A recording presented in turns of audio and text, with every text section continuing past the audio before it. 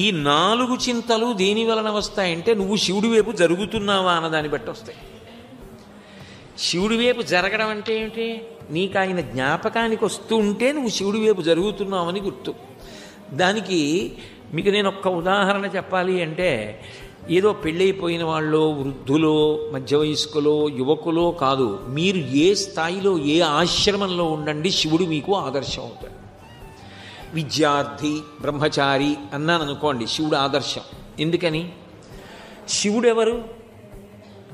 విద్యార్థి, బ్రహ్మచారి అన్నాను అనుకోండి, చదువుకోవలసిన వాడు, చదువు నేర్చుకోవలసిన వాడు అని కాదు.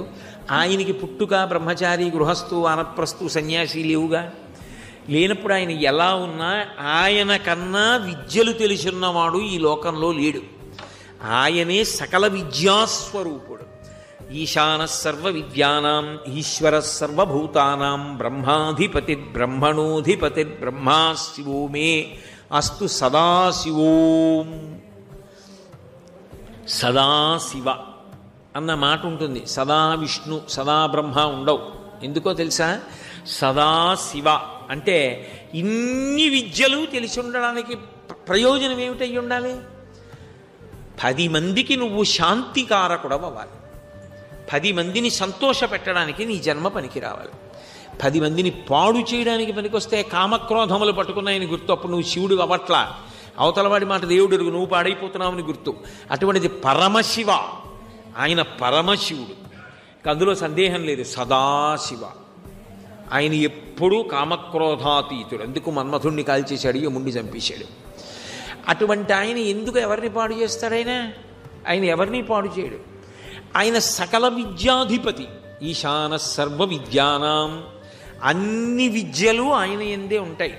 అందుకే కళాభ్యాం చూడాలంకృత శశికళాభ్యాం నిజతపఫలాభ్యాం భక్తీషు ప్రకటిత ఫలాభ్యాం భవతు మే శివాభ్యాం అస్తౌక త్రిభువన శివాభ్యాం హృది పునర్భవాభ్యాం ఆనందస్ఫురదనుభవాభ్యాం నతిరియం అంటారు శంకరులు.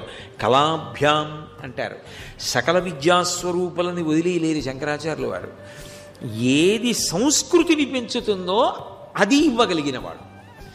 విద్య ఉండి ఆ విద్య వలన ఉండవలసిన లక్షణాలు లేకుండా ఆ విద్యని అడ్డు పెట్టుకొని సమాజాన్ని పాడు చేసే లక్షణం వచ్చిందనుకోండి. వాడు బాగా చదువుకున్నాడు, అధికారి అయ్యాడు, దేనికి పనికి వచ్చిందంటే సమాజాన్ని పీడించడానికి పనికి వచ్చాడు. ఇప్పుడు ఏమిటి ఆ విద్యకి తాత్పర్యం? గొప్ప వైద్యుడు అయ్యాడు, రూపాయి కాసు కనపడితే కానీ ఎవరికి ఉపకారం చేయడు. ఇప్పుడు ఆ విద్య వలన ఏమిటి ఉపయోగం? గొప్ప సాంకేతిక పట్టభద్రుడు అయ్యాడు, అన్నింటిలో డబ్బులు తినేస్తాడు. ఆ ఆనకట్ట ఏమైపోతుంది, ఆ వంతెన ఏమైపోతుంది, ఆయనకు అక్కర్లేదు. అప్పుడు ఏమైంది ఆ విద్యకి ప్రయోజనం? బాగా చదువుకున్నాడు, ఎవరూ పట్టుకోలేని దొంగతనం చేస్తాడు. ఇప్పుడు ఏమిటైంది దానికి తాత్పర్యం? జ్ఞానఖలునిలోని శారదయువులే. చదువుకి ప్రయోజనం చదువు కాదు, చదువుకి ప్రయోజనం సంస్కారం. చదువు యొక్క ప్రథమ ప్రయోజనం వినయం. నాకేం తెలుసు? ఎంతమంది మహాత్ములు ఉన్నారు.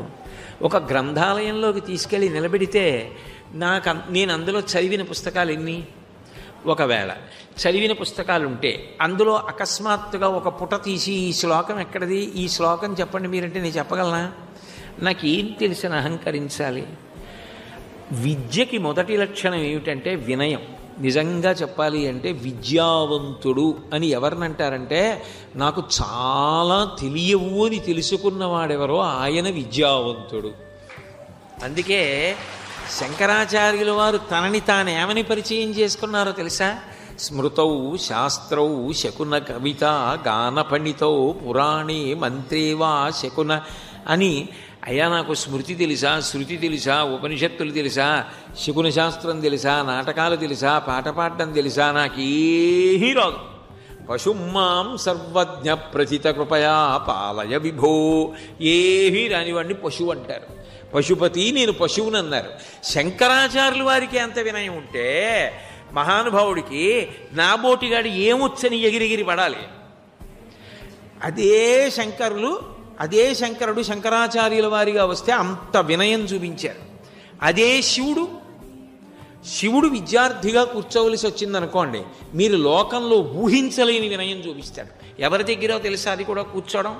చదువుకోవడం అంటే గురువుగారు ఉండాలి కదా. ఆయనే సకల విద్యాధిపతి అయితే ఆయన కొత్తగా ఎవరి దగ్గర నేర్చుకోవాలి అంటే మన ఇటువైపు తెలుగు మాట్లాడేటటువంటి ప్రాంతాల్లో తక్కువ, కానీ తమిళ దేశం పెడితే తంగప్పన్ స్వామి అని ఒక పేరుంది. తంగప్పన్ అంటే శివుడు, స్వామి అంటే తంగప్పన్ అని పేరు కలిగినటువంటి శివుడికి గురువు గారు. గురువుని స్వామి అంటారు, భర్తని స్వామి అంటారు. శివుడికి గురువు ఎవరు? సుబ్రహ్మణ్యుడు. పుత్రాదిచ్చేత్ పరాజయం. కొడుకు ఒకసారి అన్నాడు, నాన్నగారు ప్రణవం గురించి నాకు గొప్ప ఆలోచన స్ఫురించింది తపస్సులో, నేను ఆ ప్రణవార్థాన్ని ఉపదేశం చేస్తానన్నాడు. అయితే చెప్పరా అన్నాడు. అని శివుడు కుర్చీలో కూర్చోలేదుట. సుబ్రహ్మణ్యుడు కొడుకు కదా, చిన్నవాడు కదా, ఆయన అలా కూర్చుని చెప్పు అనొచ్చు కదా, అనలేదుట. ఒరే, నువ్వు చెప్తున్నప్పుడు నేను వినేటప్పుడు, నువ్వు గురువు నేను శిష్యుడైనప్పుడు నేను శిష్యుడిగానే కూర్చోవాలని కింద కూర్చొని విన్నట్ట. చెవి బొగ్గి ఇన్ని విద్యలకు ఆలవాలమైన వాడు ఇలా చెవి పెట్టి ఎంతో జాగ్రత్తగా విన్నట్ట.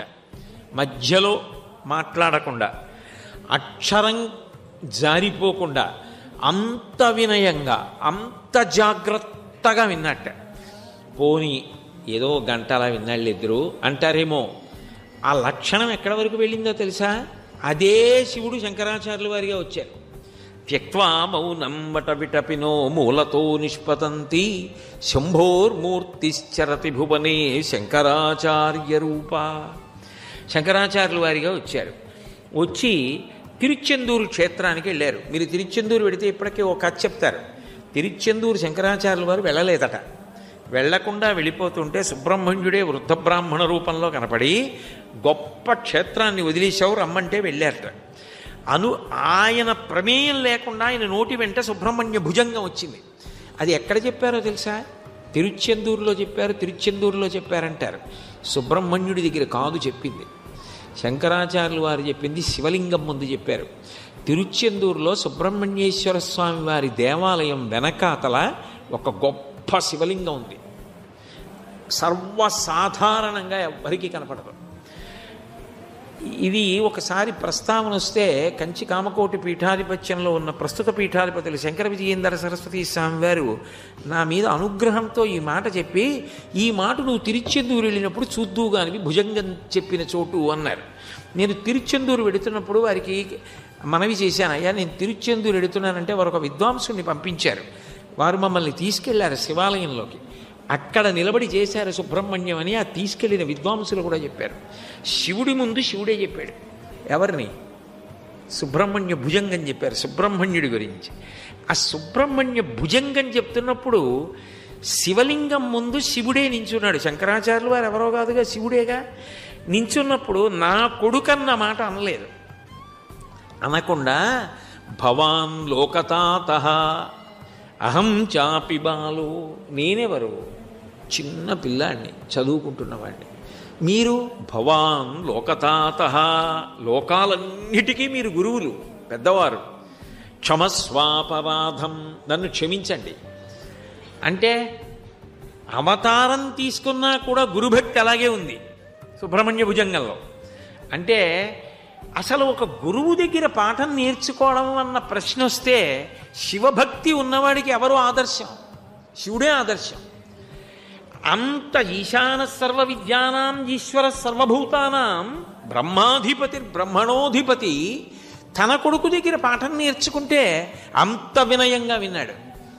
అవతారం మార్చి శంకరాచార్యుల వారిగా వచ్చాడు. జగద్గురు, లోకాలకన్నిటికీ జ్ఞానభిక్ష పెట్టడానికి, వేదధర్మాన్ని నిలబెట్టడానికి వచ్చారు.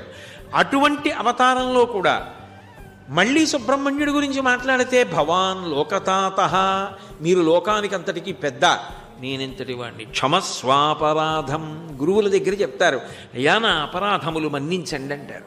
గురువు ఒకటి, భగవంతుడు ఒకటి కాదు, గురువే భగవంతుడు, భగవంతుడే గురువు. అందుకే భవాన్ లోకతాతః క్షమస్వాపరాధం, నా యొక్క అపరాధములన్నీ క్షమించండి అన్నారు. అంతేగాని గురువుగారి దగ్గరికి వెళ్ళి గురువుగారు ఇచ్చేశానండి, గురువుగారు ఇచ్చేశానండి, అదే ఆ గురువుగారి దగ్గర మాట్లాడే తీరు. హనుమ ఎలా మాట్లాడతారు సుందరకాండలో? ఒక్క ఎక్కువ మాట మాట్లాడరు రాముడి దగ్గర. అందుకే ఆజ్ఞాపాలక హనుమ అని గురువుగారి దగ్గర ఇలా వింటారంతే.